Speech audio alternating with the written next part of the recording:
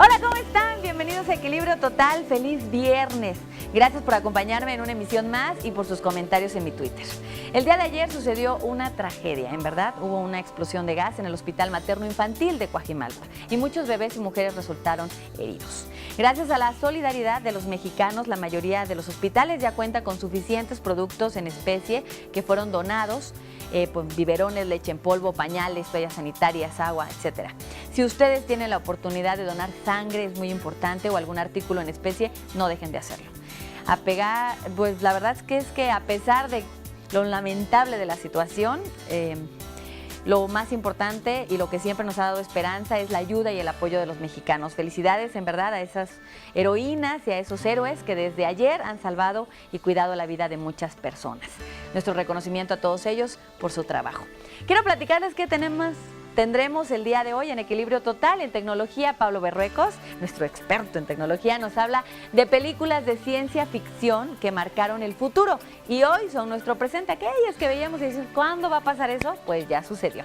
La psicóloga Claudia Santillana Rivera nos habla del taller de sexualidad para jóvenes con síndrome de Down. Nuestro colaborador en mascotas, Isidro Ortiz, nos dice las responsabilidades legales, pero también morales, que tenemos al ser dueños de una mascota. Y en la sección de cine, Carlos del Río, crítico de cine, nos trae de invitado al director Ernesto Contreras para contarnos todos los detalles acerca de su nueva película, Las Oscuras Primaveras. Bienvenidos, comenzamos.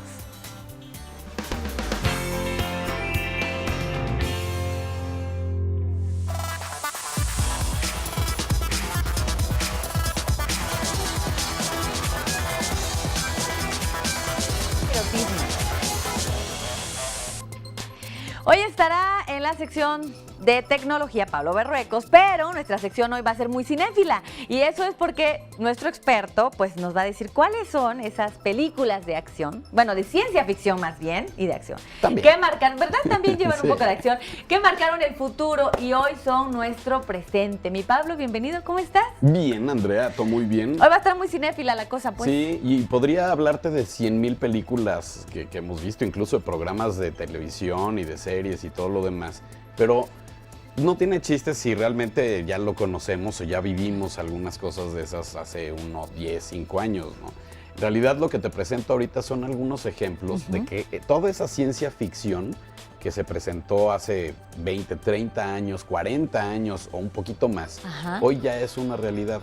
Entonces sí se ha tardado mucho y es gracias también a la imaginación de grandes productores y de grandes guionistas y escritores. ¿Pero realmente eso está en la imaginación de alguien? ¿O es como esos inventos que dicen no han salido pues a la luz pública, pero ya existían? Mira, normalmente cualquier desarrollo tecnológico se lleva unos 10 años.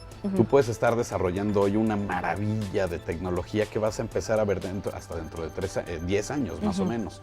Eso me tocó, por ejemplo, con el iPod o con las compras por internet y cosas por el estilo que hace pues, ya casi 13 años entrevisté a un cuate que me decía, mira, así va a ser el internet y así va a ser la tecnología y aquí está el prototipo del iPod, por ejemplo, del iPod Touch sobre todo. Aquí está el prototipo y lo ves en la tele y dices, no hombre, pero ¿eso para qué nos va a servir? ¿Quién va a ver video en una pantalla así? Y mira cómo ha cambiado la cosa. ¡Claro! Entonces, justamente lo interesante de esto es que toda la ciencia ficción tiene años, muchísimos años. ¿Qué es lo que tú como humano te gustaría que sucediera, ¿no? Que sea fantástico? Entonces, es una prueba de que no hay límites para la imaginación y es justamente lo importante de la ciencia ficción en las películas, que pueden hacer películas muy malas, pero tener detalles que son muy importantes. Claro. Y podría hablarte de Minority Report, y podría hablarte del cohete que llega a la luna y le llega a la luna y ves la luna ahí con el cohete incrustado, y me podría ir muchísimo más atrás. Pero en realidad son cosas que ya hemos visto. La llegada a la luna ya la conocemos, claro. Pero ahora sí vamos a ver un poquito del video que les preparé, donde, por ejemplo, está el traductor universal de Star Trek, por ejemplo. A ver, vamos. Entonces, ahí está. Ahí podemos ver un cachito de cómo funcionaba. Pues es en realidad un traductor universal. ¿Por qué? Porque ellos estaban de una galaxia a otra y demás. Parece otra cosa, parece más como un micrófono. Un micrófono, sí. Entonces, pues bueno, ahí se van a hacer la experiencia y todo lo demás. Y justamente eso es lo que se ha empezado a desarrollar ya desde unos años para acá. Se ha ido perfeccionando, que eso es lo interesante. A mí me tocó hace unos 5 o 6 años ver que tú escribías algo a una persona que estaba del otro lado del mundo y esa persona leía en su idioma lo que tú habías escrito. Igual con muchos problemas, hoy los traductores, por ejemplo, te permiten de alguna forma entender un poco el concepto de lo que te está diciendo un chino, por ejemplo, que no habla español, lo puedes entender, pero la idea es que hoy en día empieza justamente a hacer todo lo contrario, es decir, ya vas a entender lo que quieres decir de forma local. Por ejemplo, si tú le dices, oye, se me antoja irme a echar unos tacos, o sea, esa frase me acaba de salir de... Él va a entender que vas a querer ir a comer unos tacos, que es una comida tradicional mexicana. Entonces va a entender la relación. Okay. ¿No? O sea, no nada más es la traducción como tal, sino ya va a tener... sentido, ya va a tener sentido, ya va a tener un sentido completamente distinto, todo un ¿no? marco, pues, ¿no? Exacto. De saber y por qué justamente se ahorita lo que se está haciendo es eso, ¿no? En el video veíamos a unos niños que están, unos en México, otros en Estados Unidos o en Europa, comunicándose, y ya el audio incluso puede llegar a ser traducido al idioma con una exactitud mucho mayor a la que veíamos hace 5 o 6 años. Eso ya lo habíamos platicado aquí también en el programa, ¿no? Toda lo que es la traducción simultánea y todo lo demás. Entonces es muy interesante. Vamos a ver la número 3. A ver si anda por ahí. Esta pues es muy conocida y hay muchísimos detalles, ¿no?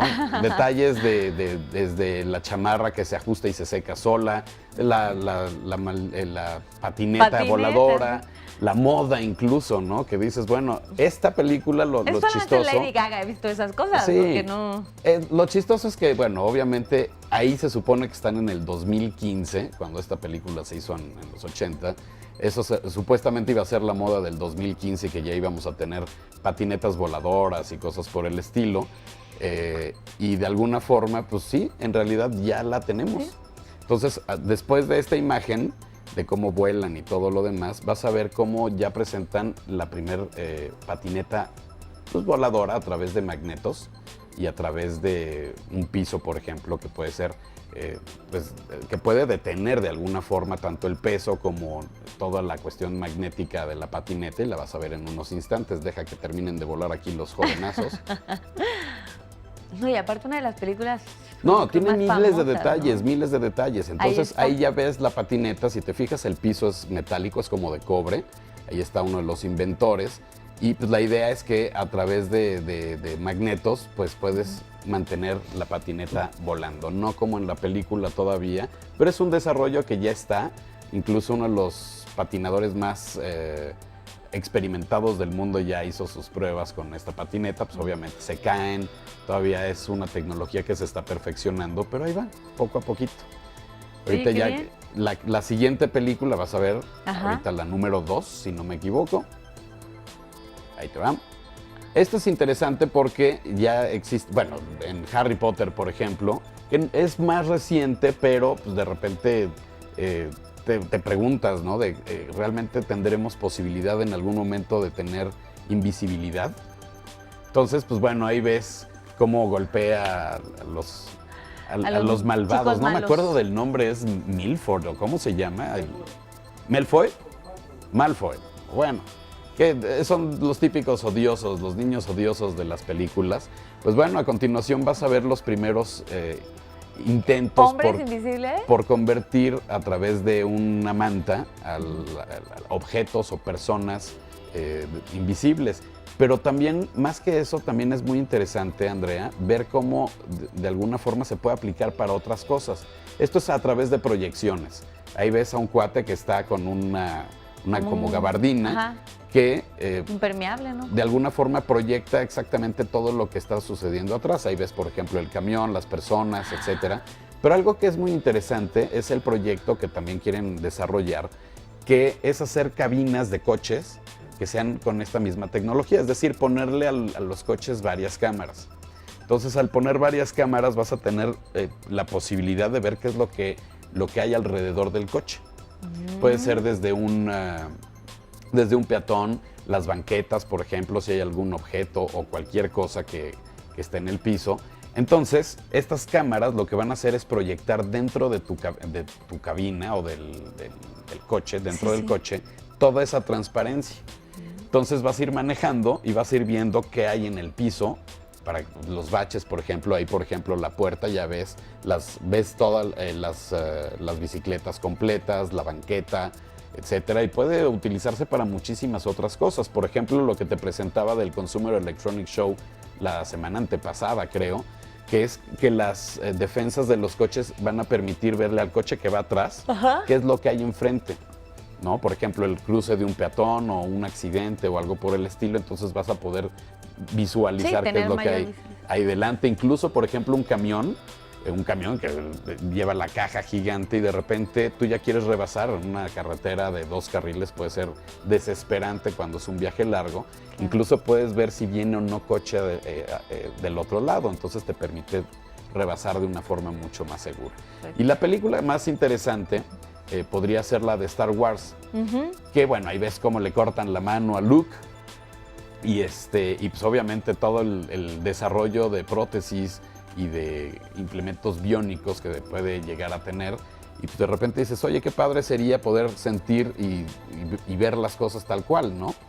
Entonces, uno de los desarrollos más interesantes ahorita es el injerto de una prótesis que se conecta directamente a los nervios, como lo ves aquí en la imagen, y que le permiten a esta persona, con esa mano todavía muy robotizada, por así decirlo, le permiten tener sensación.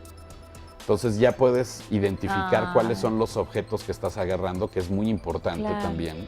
Saber realmente cuánto pesan, cuál es la forma. Hay una etapa donde le cubren los ojos y él tiene que identificar qué es lo que está tocando, como una bocina, por ejemplo, la presión que puedes ejercer. Porque, por ejemplo, si agarras un huevo, lo puedes romper si ejerces una presión distinta, ¿no? No sabes realmente cómo puedes apretar o con qué fuerza. Entonces, lo interesante es justamente este desarrollo que ya le permite al paciente sentir a través de un implante de miembro biónico, por ejemplo, ¿no? Entonces, esas son de las pequeñas cosas y podría seguir todavía un buen rato, ¿no? Esas son las cosas que de repente dices, vaya, pues así funcionó todo esto de la ciencia ficción, que se ha ido convirtiendo en realidad, y que la idea es que toda la ciencia ficción se siga generando cosas así para que alguien diga, yo lo quiero hacer, y lo desarrolle como dé lugar y lo tengamos y lo disfrutemos en un futuro. Que salga de la imaginación. Claro. ¿No? Perfecto. Mi Pablo, muchísimas gracias. No, me encantó. Me gustó la combinación de la tecnología con el cine. Me gustó. Muchísimas gracias. Buen tema. Ustedes. ¿Tus datos, por favor? Zoom Digital TV, ahí estamos, en Twitter. Y onedigital.mx en internet, con todos los blogs que están ahí incluidos. Y esa información, por supuesto, va a estar ahí, ¿va? Sí, claro. ¿Sí? Claro. Bueno, pues planes para el fin ya. Ay, disfrutarlo, ya después Descansar después de la remodelación de la casa. No, qué cosa, ¿eh? Y aparte es un arte, realmente es un arte instalar una cocina, es impresionante. Me dejaron... ¿No lo grabaste o algo? No, fui tomándole fotos porque yo decía, no puede ser, ¿a poco así pones una cocina? Nunca lo había, o sea, sí lo había visto, pero tú creías que llegaban y no lo instalaban. ¿no? No, el cuate tiene que saber mucho de matemáticas, de geometría, de tips para colgar un mueble pesado de repente, tú solo. Es impresionante. Tardado, pero impresionante. Muy padre. Perfecto. Fue una buena experiencia. Aprendiste otra cosa. Ya tengo nueva cocina. ¿No? Entonces, bueno, felicidades. Hay que ir a estrenar con algo de Monchi Time. Sí, de Monchi Time voy a grabar ahí algo. ¿No? Sí, o si no, hay que ir a hacer una cápsula ya. Órale, también. A ver qué tal, ¿no? Ya ves que va está que esta cocina molecular y demás. Muchísimas gracias. Molecular, no. Tacos, vamos a hacer unos tacos. No, él es antifan de eso. Muchísimas gracias. No, ustedes. Buen fin de semana. Chao. Vamos a echar unos tacos mejor. Al regresar de este corte, platicaremos de un tema muy importante con la psicóloga Claudia Santillana, la sexualidad en adolescentes con síndrome de Down. No le cambien.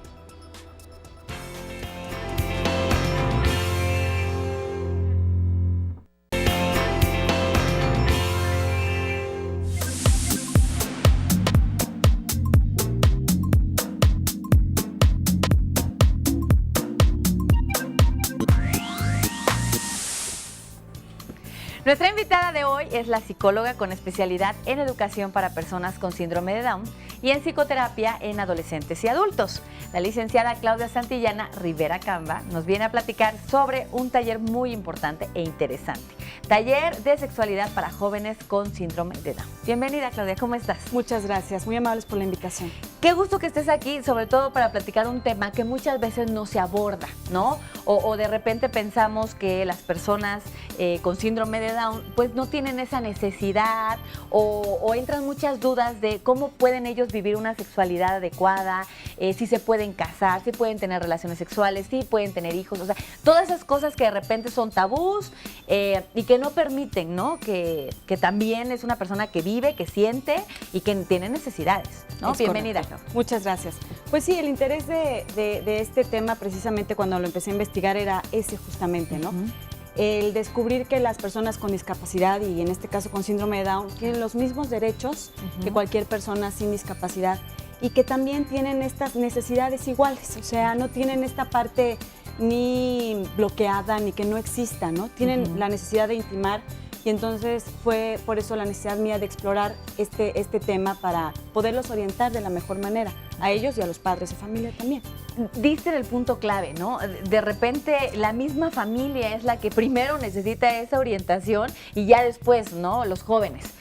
¿Cómo podríamos empezar si tenemos un hijo con síndrome de Down o si sabemos de alguien, ¿no? Que lo tenga? Porque digo, al fin y al cabo este taller a eso va a ayudar, ¿no? Es un taller informativo para que pues sepan cómo checar ese tema que es importante. Exactamente, pues principalmente que los papás tengan esta conciencia, como te comentaba, de que estos niños con síndrome de Down van a ser adolescentes Sí.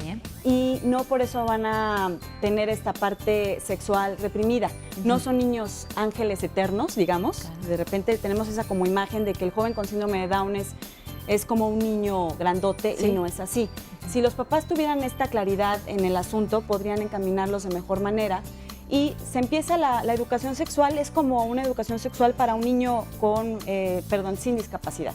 Es decir, empezar desde pequeños a orientarlos. No precisamente la sexualidad es hablar de un acto sexual como tal. Claro. La sexualidad abarca muchas áreas, la intimidad, la independencia, la autoestima, la autonomía, el aceptarme y entonces desde chiquitos empezarlos a encaminar por ese lado. Un chico con síndrome de Down que es integrado en el mundo va a manejar su sexualidad de mejor manera que un chico al que no le permitimos ciertas cosas, va a tener otros tipos de conductas inapropiadas, digamos. Claro. La etapa de la adolescencia, ¿no? Este despertar sexual, ¿ocurre igual que con las personas sin discapacidad? ¿O es un poco más lento el proceso? ¿Viene siendo igual? ¿O depende también de cada persona? Ocurre igual.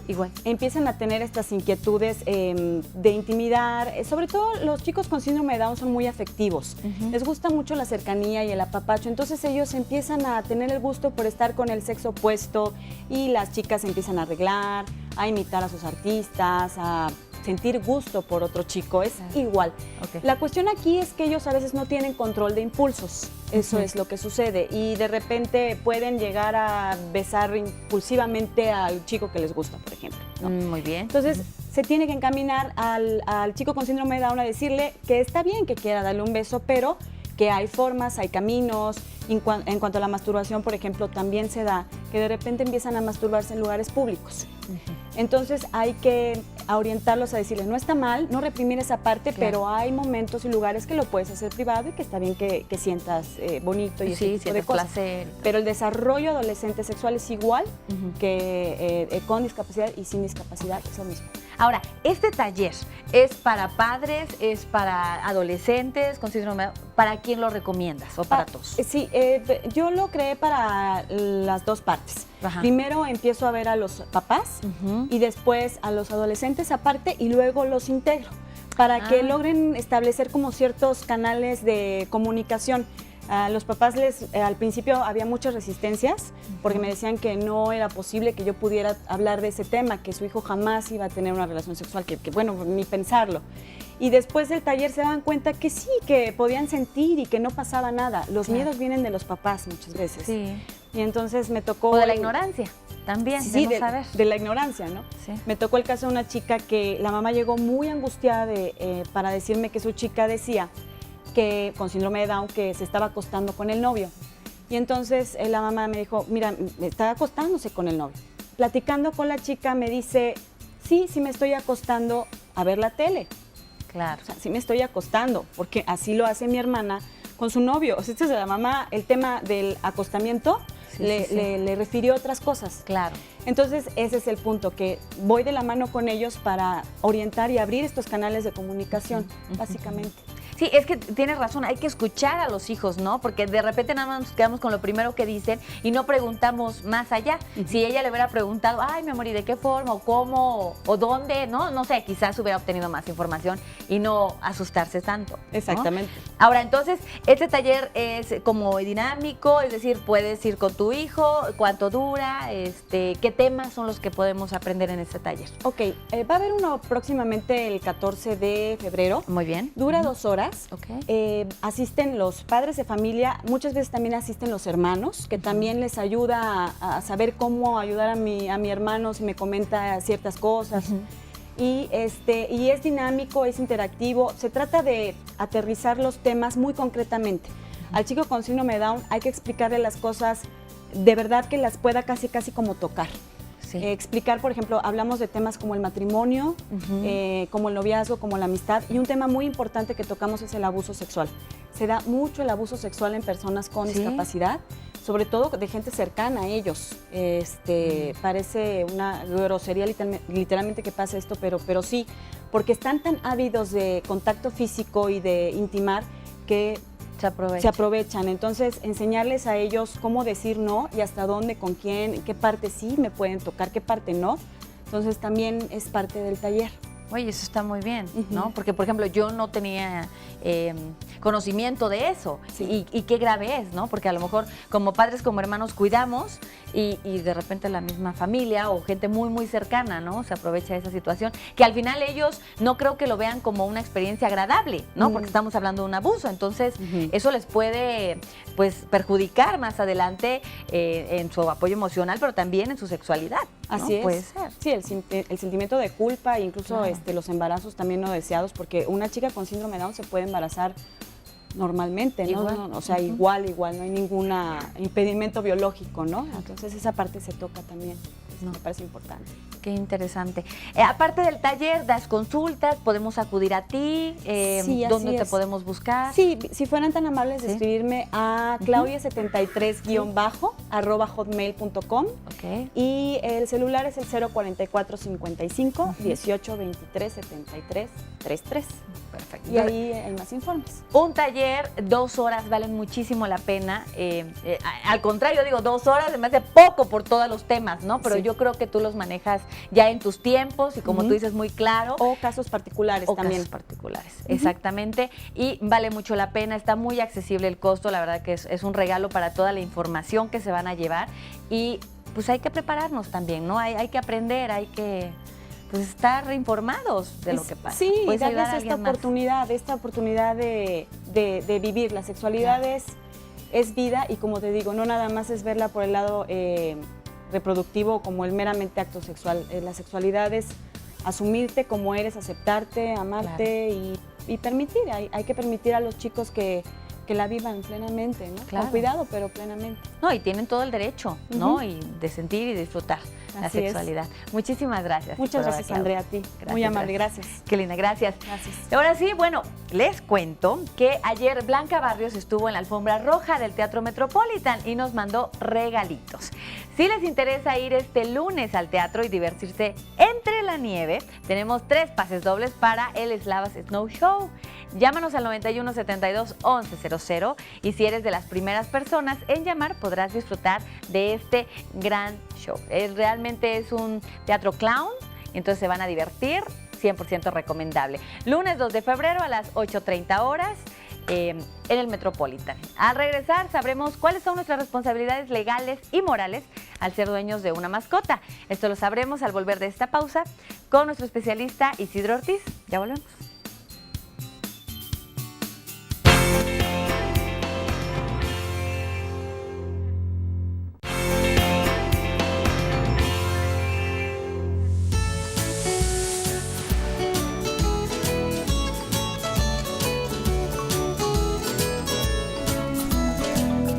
celular también.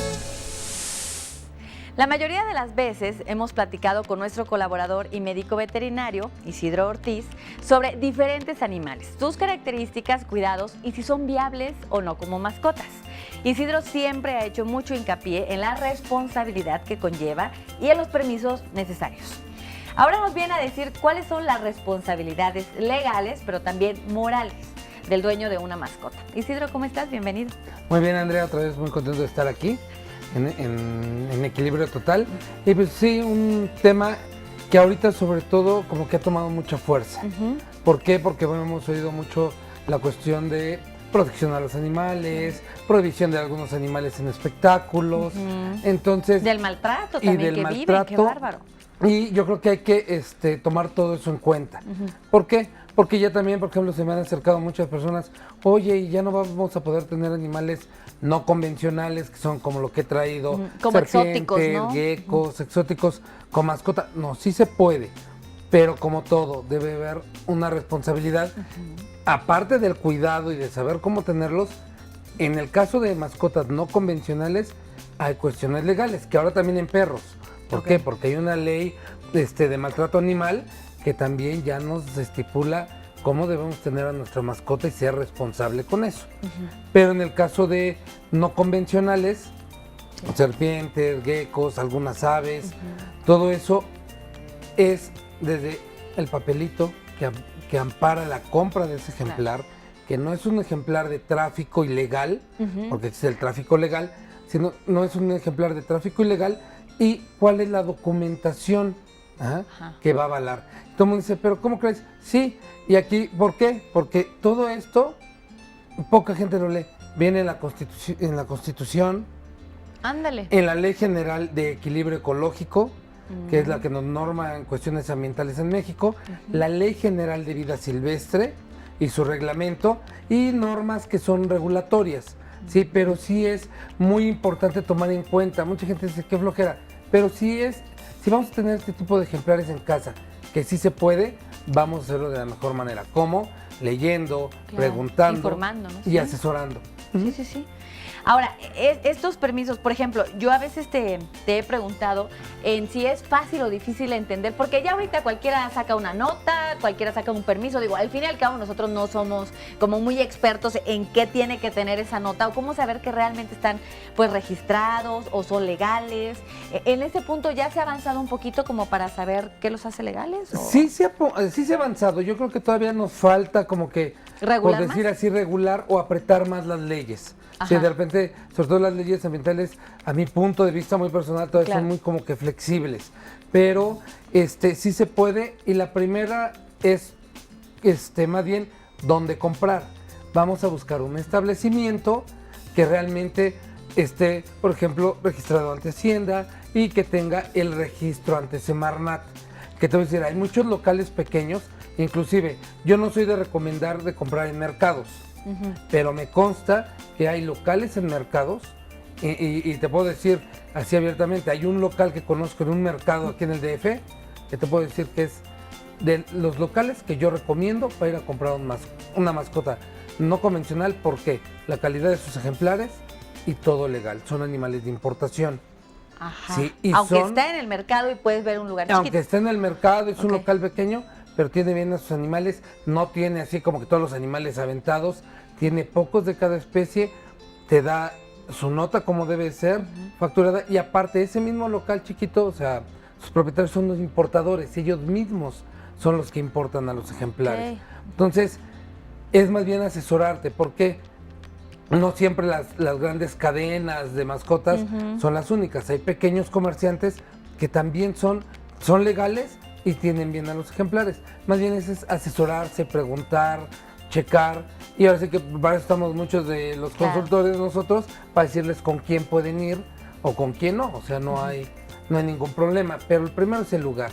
Ya que tenemos un lugar establecido, preguntar, ¿das documentación? Sí, porque algo importante, la ley los responsabiliza a ellos para entregar ese documento, pero a nosotros como compradores nos responsabiliza en exigir el documento. O sea, no es como en cualquier otra tienda, requiere el ticket, y en este caso es sí. ¿Por qué? Porque la nota es como si fuera una nota de coche. Sí, porque Ok. es la que va a adquirir la legal procedencia. ¿En qué te va a ayudar también la legal procedencia? Antes, en Semarnat tenías que ir, si sacabas a tu hurón, ibas de vacaciones, tienes que ir a Semarnat a registrar un permiso de traslado para trasladar al hurón. Ahora ya no es necesario. Con tu nota te autoriza el traslado. Algo importante, y eso siempre lo he dicho, si es por vacaciones, porque tengo que viajar con él, o porque voy al médico veterinario a llevarlo, cualquiera de esas situaciones que se dan, cargo con mi nota. Yo no estoy de acuerdo en sacar a mi iguana, a mi hurón, a mi serpiente, ahora sí, por decir, para farolear, Sí. que en la calle vean qué animal tengo. No es para eso. Los animales son para estar en casa, estar bien, en su terrario como deben de estar. Claro. Y si es necesario sacarlo, siempre con nuestra nota. Entonces son cosas como que de repente se nos va. Y sobre todo a los más jóvenes, que he visto que sobre todo los chavos de secundaria y prepa, les encanta por ejemplo los reptiles. Y qué padre que les gusta porque son muy responsables. Pero también les encanta estar Mostrándolos, exhibiéndolos. exhibiendo, y sobre todo para llamar la atención a las chicas y todo Claro. eso. Y no es pero no es una buena responsabilidad. Claro. ¿Por qué? Porque hay casos que Se si te ve escapan, Profepa, te ve la policía bueno, sí. y no llevas la documentación, puede ser incluso pues Cárcel. una sanción administrativa en el caso de Profepa, o puede llegar hasta una cuestión ya penal, que en este caso en el caso de mascotas exóticas, es directamente una cuestión federal.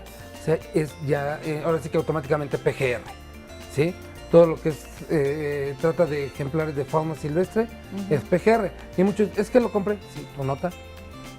Y también tomar en cuenta que las notas, como decías tú, en la ley, en la Ley General de Vida Silvestre, del artículo 50 y 51, son los que nos van a decir cómo debe de venir llenada la nota por parte de nuestro proveedor.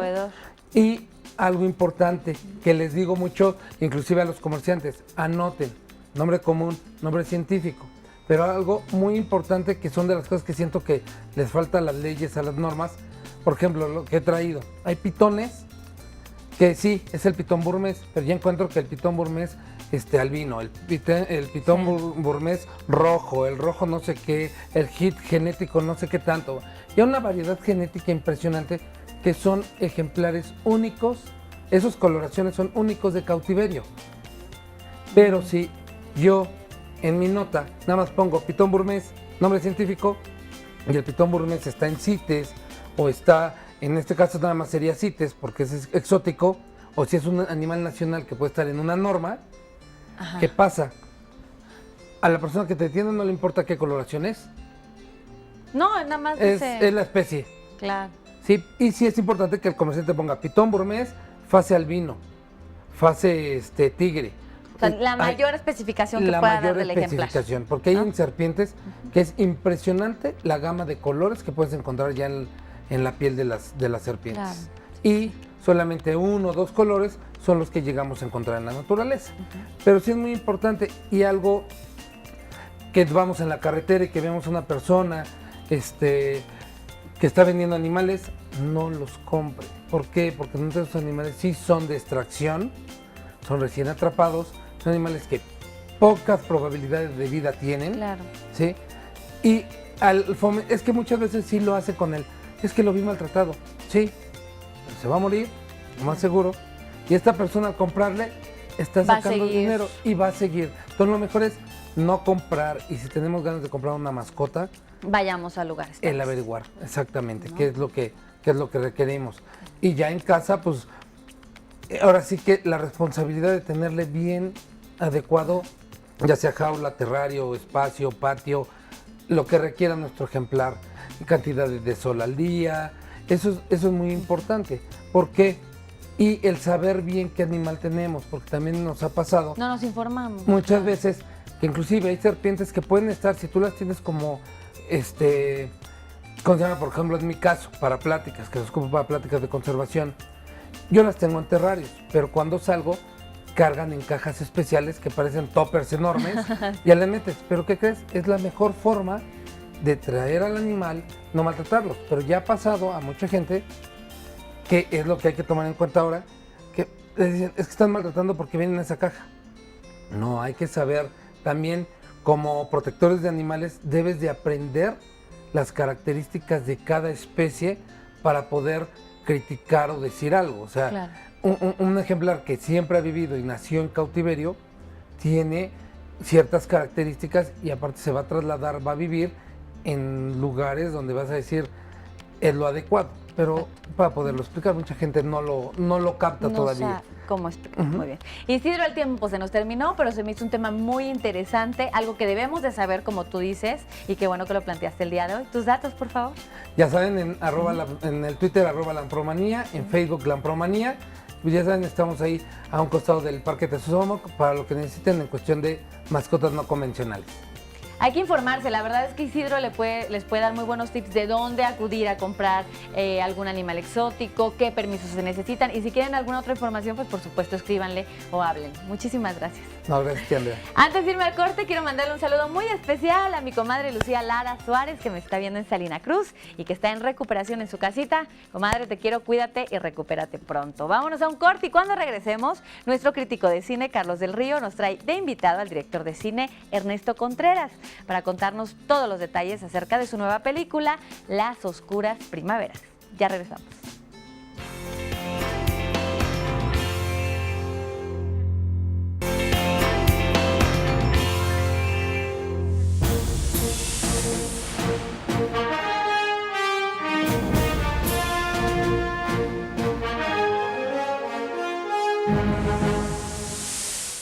Nuestro querido Carlos del Río, crítico de cine, hoy nos trae invitado al director de Párpados Azules, Ernesto Contreras, y que ahora está promocionando su nueva película, Las Oscuras Primaveras. Bienvenidos, Charlie, invitadazo, te luces con nuestros directores de cine. Pues mira, afortunadamente nos hace el honor de estar aquí Ernesto Contreras. Ya hemos platicado con él en diferentes ocasiones a través de Cinemanet. Sí. Él efectivamente tiene esta película que es muy entrañable, muy querida, muy bonita. Yo me atrevo a decir ese término, es una película bonita. Bonita.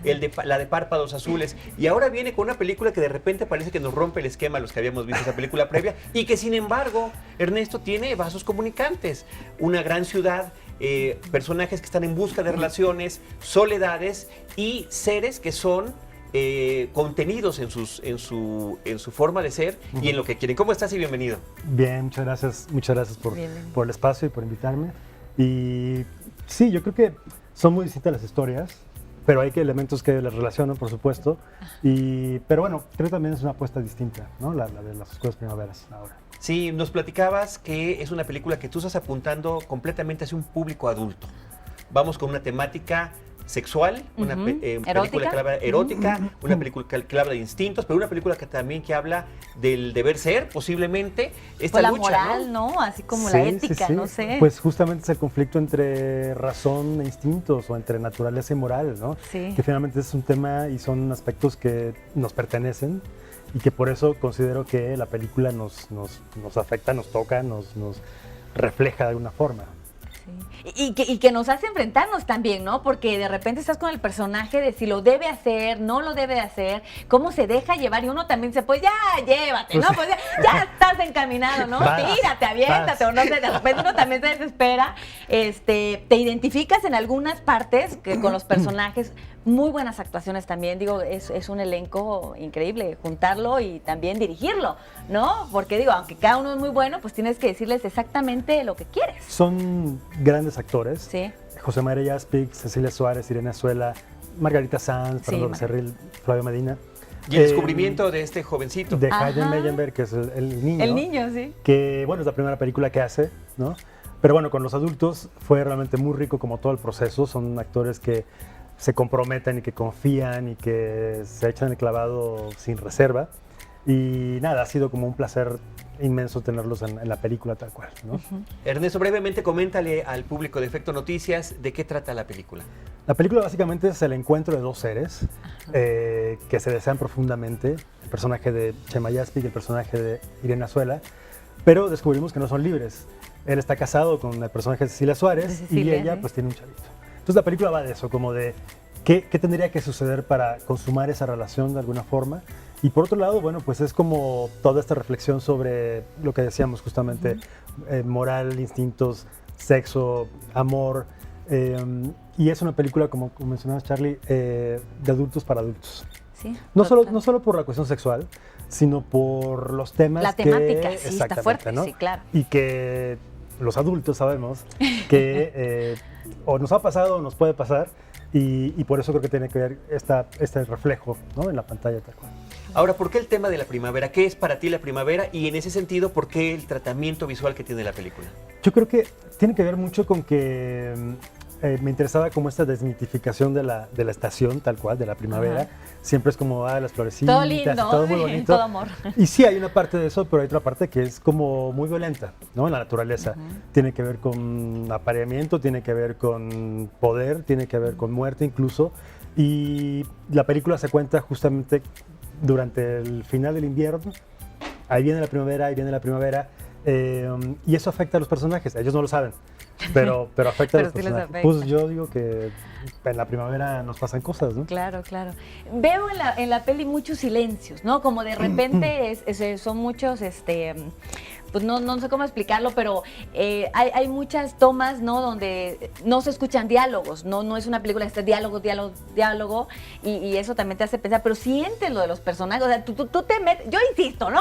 De que tú te metes y lo estás sintiendo y ves esa, híjole, pues desesperación, y también ves esas ganas, ves ese deseo y ves esa, o sea, que te tienes que reprimir un poco y que te desespera el chamaco también, porque de repente, entonces, eso se logra muy bien. Muchas Ayuda gracias. mucho esos silencios. Sí, yo creo que me interesaba mucho para contar esta historia que fuera muy visual, que la expresión fuera sobre todo lo que nos dijera lo que está pasando con los personajes, más que el diálogo. Sí. Y por otro lado, bueno, pues todo el trabajo sonoro, ¿no? Tanto el diseño de ambientes, atmósferas y demás, como la música que La música muy compuso buena. Emanuel del Real, Sí. y que me parece que hizo un trabajo estupendo, ¿no? Y que no solamente hizo el score junto con sus hermanos, Ramiro y Renato, sino el tema principal de la película, que se llama No Puedo Parar, No. y que desde mi punto de vista, un rollo, ¿no? Una super canción. Tu forma de filmar y de hacer cine es muy minuciosa, ¿no? Tú dices, esta locación, vas buscando. Hay un retrato de la Ciudad de México, por ejemplo, pero no es aleatorio elegir No, dónde. no. Cuéntanos por qué elegiste ciertos lugares para hacer esto, por qué representar de tal manera un complejo de departamentos, una escena muy importante entre Irene Azuela y el niño, el personaje se llama Lorenzo, que tiene que ver con situación económica, con su relación de cuál es la relación que tienen ellos personal y familiar, y bueno, se convierte este niño en un cuarto Sí. en un cuarto Es un personaje cuarteto. muy importante, ¿no? Sí. Hay un triángulo amoroso sexual, pero de Pero repente él también el entra niño también, entra con aguas. muchísima fuerza. Me encanta la relación que hay entre ellos dos. Sí, bueno, comentando lo de la ciudad, de entrada, bueno, soy un apasionado de la Ciudad de México, un enamorado de esta ciudad maravillosa, y para esta historia, bueno, pues la verdad es que sí, cada lugar está, Pensado. bueno, si te contara, hay un momento, recordarás cuando están en la parada de autobús, ¿no? Ajá, Que están esperando ahí Pina y su hijo. Bueno, vimos 3,000 paradas de autobús hasta que encontramos la que era esa que está ahí justamente Ajá. perfecta, ¿no? Por la iluminación, por lo que había atrás y demás. Entonces, bueno, es una parte que disfruto mucho. De cada espacio, cada locación tiene que estar como muy pensada y buscada y demás. Y creo que eso es lo que también le da como una unidad al universo, pues, en el que sucede la historia. El cine mexicano contemporáneo no se caracteriza por ser precisamente pudoroso en lo que tiene que ver con el sexo. Realmente no es poco común que descubramos escenas de sexo en nuestras películas, pero esta entra un poquito más allá en la forma en la que está gráficamente expuesto y además en las motivaciones de los personajes. Mira, yo creo que el guión exigía eso, ¿no? Y por otro lado, bueno, pues al trabajar con actores como Chema y como Irene, que como mencionaba, se comprometieron por completo y estaban como muy abiertos a explorar y a que construyéramos no nada más el asunto sexual, sino todo la construcción de los personajes. Yo sentí que si asumíamos ese reto, no podíamos quedarnos cortos, ni pudorosos, ni hacer algo como romántico. Tenía que ser algo animal. Salvaje. La película, Bueno. sí, ¿no? exactamente. Salvaje, porque la película de eso se trata. Claro. Es este deseo entre dos seres que tienen que hacer un montón de cosas para lograr su cometido. y lo logran. Sí, sí, no, nos queda claro que eso. Ahora, nada, bien dicen que nada en el cine o en una película es gratis, ¿no? Ahorita que nos decías de la parada de autobús, me llama mucho la atención que hasta eso, ¿no? O sea, tú dijiste, cada escena yo la quiero así, de tal forma. ¿Cómo fue la filmación, el rodaje? ¿Cuánto tiempo te llevaste? ¿Ensayaste mucho con ellos? ¿Cómo estuvo esa? Fue un rodaje muy bonito de 6 semanas, pero bueno, para llegar al rodaje ensayamos bastante tiempo antes, unos 2 o 3 meses, trabajando con los actores y bueno, obviamente con el director de fotografía, que es Tonatio Martínez, diseño de producción, en fin, todos los departamentos. En el caso de los actores, no me gusta ensayar demasiado, en realidad es más como una cosa de diálogo, de comunicación, de buscar referencias, de escuchar música, de ver fotografías, ¿no? Okay. Y de tal forma que cuando llegamos al set, pues ya la tarea está hecha y entonces viene la parte divertida, ¿no? Viene como esa parte de creación y de espontaneidad también. Sí, sí. ¿Hubo esta conciencia de filmar una historia que transcurría durante el final del invierno en invierno? Mira, lo intentamos y quisimos filmar con frío, ¿no? A principios de año, pero pues fue un invierno muy caluroso. Sí. Entonces el fotógrafo y el diseñador de producción se inventaron pues toda una forma ahí de convertir a estos días calurosos en días grises y fríos. Por ejemplo, cuando la secuencia del parque, cuando están Irene Azuela y el chavito en el parque, sí, y Lorenzo. había un calor, no. Y entonces, pero claro, todos tenían que estar con chamarras y bufandas y pusimos ahí como unas telas para filtrar la luz y demás. Y que es parte de lo bonito de una película, ¿no? De hacer una película. Es como muy, vamos, hijos, es cursi y trillado lo que voy a decir, pero es como parte de esa magia, ¿no? Cuando lo construyes y cuando queda como lo tenemos en la cabeza.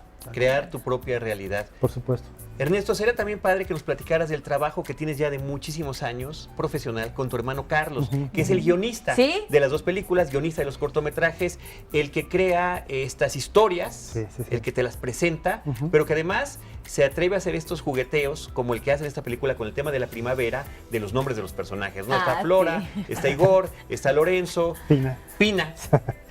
Carlos es un escritor espléndido, es mi hermano menor. Y desde que estábamos haciendo cortometrajes, bueno, él empezó a escribir todo lo que yo he filmado hasta ahora. Y cuando me contó, bueno, de hecho tengo que decir que esta historia fue un regalo de cumpleaños. Mira. Después de filmar Párpados Azules, llegó el día de mi cumpleaños con el argumento de la película.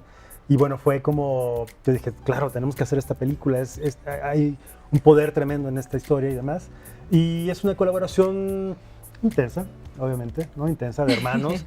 No todo es miel sobre hojuelas, ¿no? Pero es justamente con ese objetivo de lograr la mejor historia que podamos contar, con mucho trabajo, mucho rigor y siempre intentando como, no sé, yo digo que intentando hacer como la película que no hemos visto, ¿no? Como una película que digamos, bueno, ¿y qué pasa si sumamos estos elementos y si jugamos con los personajes así y demás? Y yo creo que, bueno, Las Oscuras Primaveras es justamente el resultado de eso. Pues ahí está un dúo dinámico, ¿verdad? El director y el guionista, claro, y ya agarraron esta la hermandad, mancuerna. ¿no? Bueno, que además no es poco común en el cine que haya este tipo de equipos. Irene Azuela, José María Jaspic y Cecilia Suárez, que son los personajes principales, están muy consolidados en el cine nacional. Y este cuarto personaje, el de Hayden, el niño, Lorenzo, platícanos del proceso para encontrarlo y que logre integrarse al trabajo que tiene gente que ya tiene un trabajo muy consolidado detrás de ellos. Sí, Hayden Meyenberg salió del casting, fue un casting de 300 niños, más de 300 niños que vimos. Y bueno, obviamente cuando llegó Hayden, pues se los llevó de corbatas a todos. Y fue muy bonito porque lo que hicimos fue trabajar mucho, Irene Azuela, Hayden y yo, para lograr construir esta relación de madre e hijo, ¿no? En ese momento Irene no era madre todavía, entonces bueno, pues era todo un reto también hacer este personaje como de una madre soltera. Y entonces bueno, pues era como de pronto inventarnos algunas actividades ellos solitos, ir por un helado, darse la vuelta por el parque o algo así, y que hubiera como esta confianza, ¿no? Esta relación. Y creo que el trabajo que, como bien decías, Charlie, pareciera que, aunque es su primera película, que fuera su tercera o cuarta, ¿no? Creo que fue como muy padre el trabajo de Hayden y para mí un descubrimiento total, ¿no? Yo creo que va a ser un actor de aquí al futuro. De aquí va a empezar, exactamente. ¿no? Pues muchas felicidades, muchas un gran trabajo. El tiempo, híjole, es muy breve, pero ya está en cines, por supuesto, ¿no? Ya lo podemos ir a ver. Así es. Casi 80 pantallas, ¿no? Así es, y bueno, como siempre decimos, el primer fin de semana es muy importante. Claro. Y bueno, pues tenemos las redes sociales que también ahí pueden enterarse de absolutamente todo, que es @oscurasp Ajá. en Twitter y Las Oscuras Primaveras en Facebook. Así que pues por ahí pueden ver. Perfecto, hay que irnos al cine, ¿no? Muchísimas gracias, Ernesto, y felicidades. Gracias, muchas Charlie, gracias. muchas gracias. No, al contrario. ¿Tus datos? @Cinemanet, facebook.com/Cinemanet, Cinemanet 1 en YouTube y por supuesto todos los viernes aquí en Efecto Noticias para platicar de cine, cine y más cine. Gracias, regreso después de este corte comercial. Ya.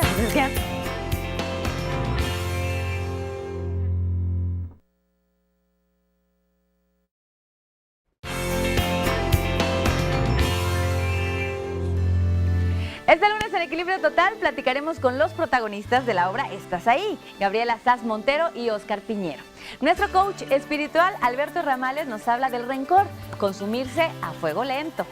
El 4 de febrero se celebra el Día Mundial del Cáncer y es por esa razón que el reportaje de su médico con Olimpia Velasco va a abordar este tema. ¿Cuáles son los principales tipos de cáncer que padecemos en México? Pero sobre todo, ¿cuál es la importancia de los cuidados paliativos y de la ayuda psicológica a pacientes y familias? Te daremos todos los detalles de la revista cómica, romántica y sensual El Amor con Risa Centra.